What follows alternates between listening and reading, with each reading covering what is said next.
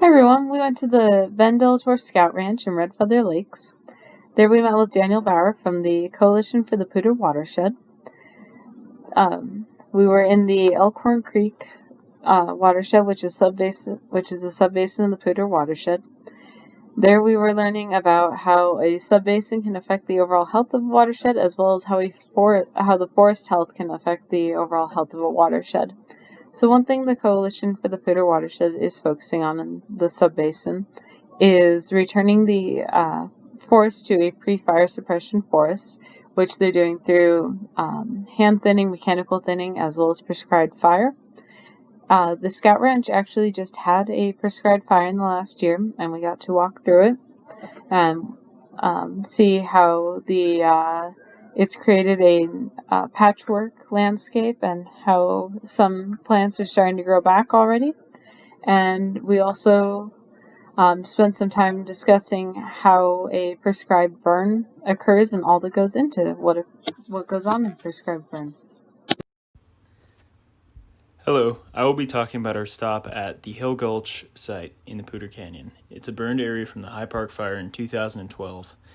There, we spoke with Lee McDonald, who is a hydrologist that focuses on erosion. He studies how wildfires impact soil characteristics and hydrologic processes.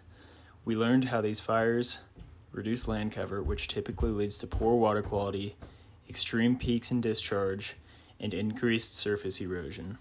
Lee also told us the importance of characterizing fires based off burn severity to both soil and vegetation. He uses remote sensing and GIS to estimate land cover and burn severity to determine areas that are more prone to erosion. In these areas, they test methods to prevent erosion, such as mulch and sediment fences. We discussed how post-fire areas are susceptible to extreme floods up to 5 years after the fire due to increased runoff and erosion. The objectives of the Skinner Gulch stop were to understand the post-fire effects on a previously forested drainage basin, look into the unique events that caused the serious flood damage as seen in the pictures, and understand the goals and objectives of ecological restoration. First off, Skin Gulch was a part of the High Park fire, which experienced serious burning.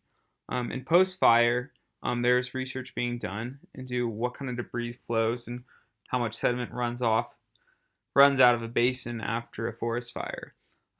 But Skin Gulch had a unique high-intensity rain event that caused serious flooding. As seen in both pictures of these slides, there's a lot of debris.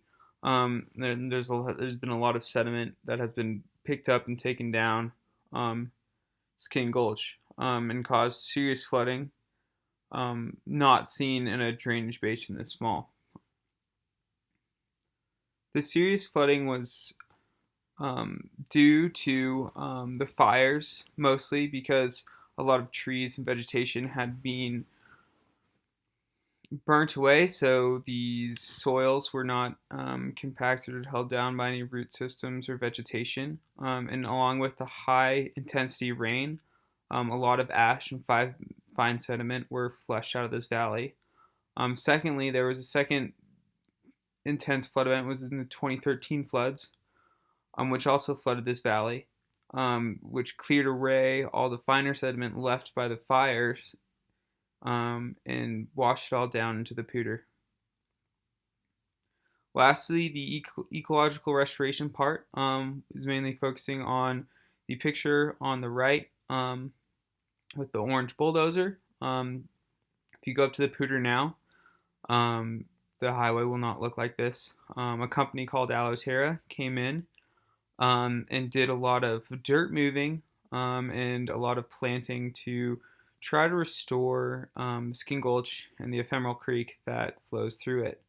What they did was they tried to restore the natural environment by planting cottonwoods and a bunch of willows, along with wildflowers, and all to kind of focus on restoring it to its natural place 10 to 15 years from now. Wildfires, particularly large-scale events like the High Park fire in 2012, can introduce large quantities of ash and sediment-laden runoff into streams and river systems. For cities like the city of Fort Collins and the city of Greeley that depend heavily on major rivers for water for municipal water use, these events can prove extremely difficult to manage. The first step in most municipal water purification systems is a sedimentation basin in which large sediments such as sand and gravel settle out. However, ash and most small clay particles don't settle out and are extremely difficult to remove, making water purification of river water from fire areas extremely difficult. In 2012, the City of Fort Collins, and with the City of Fort Collins' permission, the City of Greeley transitioned to diverting water exclusively from Horsetooth Reservoir, highlighting the importance of a dual source system.